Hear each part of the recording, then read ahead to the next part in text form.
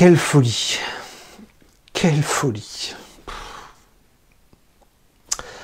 Salut tout le monde, salut les monégasques, bienvenue pour un nouveau débrief, le 37e match, avant-dernière journée de Ligue 1. Que dire? Que dire que ça se termine, c'est la fin, la saison est pratiquement close et les monégasques sont sur un nuage tellement haut en ce moment que j'ai plus les mots. En fait, j'ai plus les mots pour dire ce qui se passe. On est en train de vivre une fin de saison incroyable, exceptionnelle, historique, je sais pas, mais folle. On va pas faire le bilan de l'année tout de suite. On va essayer de se concentrer juste sur le match d'aujourd'hui. C'est pas évident parce que y a tellement de choses à dire que ça me brûle les lèvres de développer un petit peu sur le bilan et sur la saison qui vient de passer. Mais on va essayer de se concentrer sur Brest, parce que nous recevions Brest, et le contexte, il était assez clair, c'est-à-dire qu'on est sur 8 victoires d'affilée, on fait une remontada de fou au classement, et on avait la possibilité d'être mieux que le podium, c'est-à-dire qu'on était 3e, et on pouvait espérer la seconde place. Là, c'était en fonction aussi du résultat de Marseille, qui avait un très très grand match ce soir, c'est-à-dire que Marseille allait à Rennes, et on sait très bien que les Rennais font une grosse saison, et que c'était fort probable que les Marseillais tombent sur un os et perdent le match. Nous, il fallait qu'on se concentre sur nous-mêmes. En recevant Brest à la maison, on se disait que c'était assez facile, on se disait qu'on allait gagner assez tranquillement. On va voir qu'on s'est un peu planté. Mais toutes les planètes ont fini par s'aligner ce soir, parce que vous connaissez le résultat, on a gagné 4-2 et Marseille a perdu. Donc le bilan est clair, on est 2e, on est second, à une journée de la fin, et c'est un truc de malade mental. Un truc de malade mental. Je pense qu'au plus profond de nous-mêmes, on n'y avait pas pensé, on n'y avait pas rêvé. Nous y sommes. C'est pas fini, malheureusement, on peut être très très triste la semaine prochaine, mais là on a toutes les cartes en main pour finir 2e, pour aller en Ligue des Champions et pour rêver d'un putain d'été, d'une putain de saison à venir et peut-être d'un putain de mercato, et on a des étoiles dans les yeux. Donc on recevait Brest, le contexte était 1000 fois favorable parce que tout le monde était là, plus de blessés. Fabregas et Diatta sont out depuis longtemps, donc plus de blessés, tout le monde était présent. La compo, on ne l'attendait pas parce qu'on savait que Clément allait faire du classique. Il a trouvé une équipe type avec Nubel dans les buts, Badiachi, Dissassi, Caio Henrique, Aguilar sur les côtés, Fofana, Tchouaméni, Golovin, Vanderson, Voland et Ben Yedder. Donc ça bougeait pas. Donc on était bien ancré sur des certitudes avec la compo, avec la victoire à venir, avec le sprint final avec Marseille, et donc tout s'est bien passé. Alors tout s'est bien passé, oui et non, parce qu'on va maintenant analyser un peu le match, et on va voir qu'on a eu très très très chaud aux fesses, on s'est fait peur, on a raté notre première mi-temps, et c'est assez inquiétant pour la semaine prochaine, parce que à Lens, je ne suis pas bien sûr que ce soit la même limonade que ce soir, mais bon, on est quand même sur une dynamique positive. Mais bon, ce soir, première mi-temps complètement ratée, on a très très mal commencé le match, on a vu des monégasques un petit peu apathiques, un petit peu mous, un petit peu endormis, et les Brestois, eux, pour le coup, ont commencé très très fort et nous ont planté 2 buts. Voilà, donc quand vous êtes à 0-2 dans un match décisif à je ne sais plus combien de minutes de la première mi-temps, on est quand même mal embarqué, et on se dit que ça y est, la série est finie et nos rêves sont terminés. Et puis quand on regarde un petit peu la rencontre, on voit que défensivement on fait n'importe quoi, qu'au milieu de terrain on n'y arrive pas, qu'offensivement on est maladroit, mais on se crée des occasions. Alors on a tout raté en première mi-temps, Ben Yedder, Voland, Golovin, Vanderson, enfin tous ceux qui étaient dans la surface de réparation se sont plantés. Et à 0-2, on se dirige tranquillement vers la mi-temps, et on se dit, là il va falloir une deuxième mi-temps de malade pour faire une remontada. C'est possible, hein, les monégasques savent ce qu'ils doivent faire, on a les qualités, et si on se remet un petit peu les yeux en face des trous, on peut le faire. Et là, miracle, sur un fait de jeu, un ralenti, on voit qu'un Brestois touche le ballon de la main dans la surface de réparation et l'arbitre siffle le penalty. Alors c'était un petit peu dans le bordel parce qu'il y avait eu un blessé, un joueur malade, on n'a pas bien vu la main, c'était un petit peu le foutoir. Et donc on voit la main et on se dit oh putain il y a penalty. Donc penalty, Ben Yedder la met au fond, 2-1, la mi-temps arrive. Et là on se dit c'est pas la même limonade. Moi, à la mi-temps, j'avais tweeté qu'on allait gagner, parce que je voyais quand même, malgré nos maladresses, malgré notre première entame complètement foirée, en plus, les Brestois auraient pu en mettre 3 ou 4 de plus, enfin, 3 ou 4 buts, hein, parce que Nubel nous a sauvés, Badiachil aussi, et donc on arrive à 2-1 à la mi-temps, un petit peu par miracle, et là je me dis, franchement, physiquement on est bien, on va lâcher les chevaux, et ça va le faire. Ça va le faire. Et ça va pas louper, parce qu'en deuxième mi-temps, on a vu le Monaco de ces derniers temps, c'est-à-dire comme un diesel, voilà, ça commence doucement, et ça monte, et ça monte, et ça monte, et ça monte, et ça monte, et ça écrase. Ça écrase physiquement, ça écrase techniquement, ça écrase tactiquement, ça écrase mentalement, et on est très très fort sur les deuxièmes parties de match, sur les deuxièmes mi-temps, et on a tendance à mettre beaucoup de buts, à l'image de Ben Yedder et Volland qui ont retrouvé leur force de l'année dernière. Donc voilà, c'est ce qui s'est passé, c'est-à-dire qu'on a repris la deuxième mi-temps à 2-1 contre nous, on est passé au bord de la catastrophe, et on a commencé à mettre 1 but, 2 buts et 3 buts. Donc au final, on gagne 4-2, avec un triplé de Ben Yedder, truc de malade, et un but de Volland. Donc là, vous voyez qu'offensivement, on a retrouvé tout l'allant, sans mauvais jeu de mots, tout plus loin l'allant offensif qu'on connaît de Monaco. Donc voilà, c'est super. On a gagné, on a des étoiles dans les yeux, on a des paillettes qui nous tournent dans la tête. On se prend à rêver de la seconde place et de la Ligue des Champions directe. Parce que moi, la troisième place, très honnêtement, j'ai pas envie. J'ai pas envie de revivre la saison de l'année dernière. Et j'ai surtout pas envie de vivre un mercato un petit peu indécis avec Ligue des Champions, pas Ligue des Champions, budget, pas budget. Enfin bref, déjà on sait déjà pas si Paul Mitchell va rester. On sait pas si Petrov va rester. Donc pour l'instant, c'est un peu le flou. Mais autant avouer que... ce qui se passe là, c'est en train de rabattre toutes les cartes. Donc voilà, je suis sur un nuage. J'espère que les joueurs ne le sont pas, eux, pour le coup, parce qu'il leur reste un match. Et on va pas se mentir, ça va être le match le plus important de la saison. On peut finir 4e, on peut finir 3e, et on peut finir second. Pour l'instant, on a toutes les cartes pour être second, et on arrive à Lens avec... je dirais l'atout majeur, quoi. On a toutes les cartes pour nous. Donc voilà, donc j'espère sincèrement que les joueurs feront le taf la semaine prochaine. Alors, on va analyser un petit peu les joueurs, parce que ça a été quand même un truc de fou. C'est-à-dire qu'on a vu encore un Monaco à 2 visages, on a vu une montée en puissance un peu lente, mais qui a fini par arriver.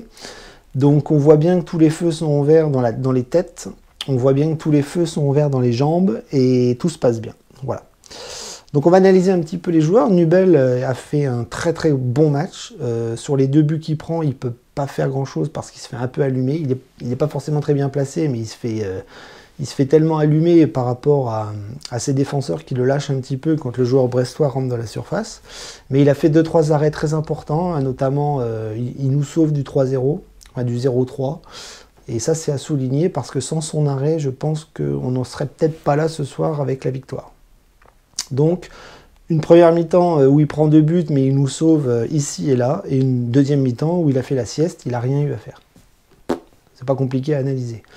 Défensivement, pareil, un petit peu une défense centrale à 2 visages, avec Disasi et Badiachil qui ont été un petit peu en difficulté sur les placements, sur les zones, où dès que ça rentrait dans la surface, c'était un petit peu la panique. Il y avait des beaux gestes défensifs ici et là, mais alors dès que ça arrivait sur le côté droit, avec Belaïli, on voyait des joueurs un petit peu à la rue, et on a vu Disasi pas super bien placé, Badiachil un petit peu perdu aussi. Et ces 2 joueurs-là sont montés en puissance petit à petit, et on fait une énorme deuxième deuxième mi-temps, ils ont été très costauds. Des récupérations de Badiachil dans la surface sans faire de faute, vraiment en patron, en expérience et en force. Donc bravo pour la remise en question, bravo pour s'être remis bien d'équerre pour défendre, et ça c'est à souligner. Sur les côtés, pareil, Caio Henrique et Aguilar ont fait quand même un bon match. Première mi-temps, peut-être un petit peu absent.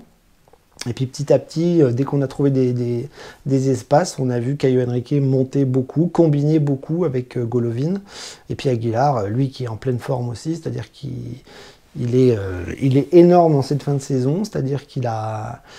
Il n'a pas des qualités footballistiques énormes, mais il a un mental et une envie de se battre pour l'équipe qui est quand même exceptionnelle. Donc voilà, une défense un peu en difficulté au début, et puis c'est monté petit à petit en puissance, et ils ont fait une énorme deuxième mi-temps. Tchouaméni, Fofana, pareil, c'est-à-dire qu'on les a très peu vus en début de match, ils étaient complètement largués. Fofana, il ratait ses dribbles, il ratait ses passes. Tchouaméni aussi avait du mal à récupérer les ballons. Dans l'impact physique, j'ai trouvé que les deux étaient un petit peu à la rue. Et puis très vite, ils ont commencé à se réveiller, à ne pas baisser les bras et à monter en puissance. Et ils ont tout écrasé, tout explosé en seconde mi-temps avec des Brestois qui étaient cuits. Je pense que l'aspect physique est important en ce moment pour Monaco, qui fait quand même une fin de saison très costaud aussi par le fait que la condition physique est bonne. Et je vois un Monaco qui écrase tous les adversaires sur le plan physique ces temps-ci. Donc Fofana, Tchouaméni, pareil, belle progression dans le match. Sur les côtés, pareil, Vanderson et Golovin très compliqué au début, et puis c'est monté aussi fort en puissance. Golovin notamment, Golovin j'ai l'impression quand il passe à droite, parce qu'il commence à gauche, quand il passe à droite, j'ai l'impression qu'il est un peu mieux. Mais il a fait un bon match, il a fait beaucoup de coups de pied arrêtés, beaucoup de centres, beaucoup d'activités. Il a essayé de trouver les attaquants dans la surface de réparation. Des maladresses ici et là, mais il a fait quand même une grosse partie. Contrairement à Vanderson, qui lui a du mal à se remettre dedans. Il a été très fort il y a quelques matchs. Il a été absent à cause d'une suspension, je crois. Et là, depuis 2 matchs, il est complètement à côté de la plaque. Contre Lille, il a été mauvais. Et ce soir, je l'ai trouvé aussi très maladroit, très peu appliqué sur plein de petits gestes techniques où il se trompait. Il s'est fait bouger physiquement. Et pourtant, Vanderson, il a un gros physique, mais voilà, ça a été un petit peu mieux après, mais comme il est sorti, il n'a pas pu exploser en fin de match. Et devant, Ben Yedder Voland énorme. Début de match, ils étaient très maladroits parce que les frappes étaient souvent à côté, au-dessus ou sur la barre. Et donc, on était très maladroits au début, les attaquants. Et puis, ils ont réglé la mire après. Et alors là, quand Ben Yedder a sorti le coup du chapeau en deuxième mi-temps, alors là, on ne peut que s'incliner tellement ça a été très fort. C'est Ben Yedder qui nous fait gagner le match, il met un triplé, penalty, pointu, petit filet, il a tout fait ce soir, tout fait, il met même un but de la tête, lui qui est petit. Donc autant vous dire que son match est exceptionnel, énorme, à l'image de sa saison. Et Voland, pareil, lui il est revenu aussi comme l'année dernière très fort. Et voilà, il marque des buts, il combine avec son copain Ben Yedder, et en plus il finit les matchs rincés parce qu'il a beaucoup donné, et ça se voit.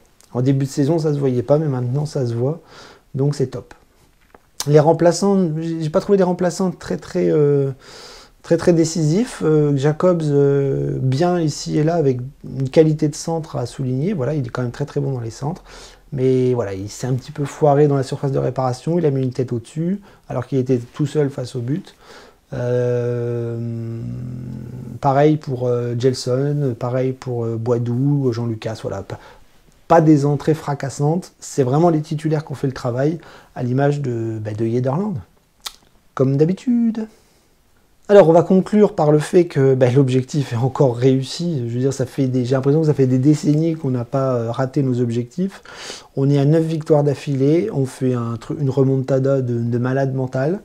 On attend les 10 parce que on fait une série de 9 victoires consécutives et on sait très bien que c'est la dernière qui va être décisive. C'est fou. C'est fou.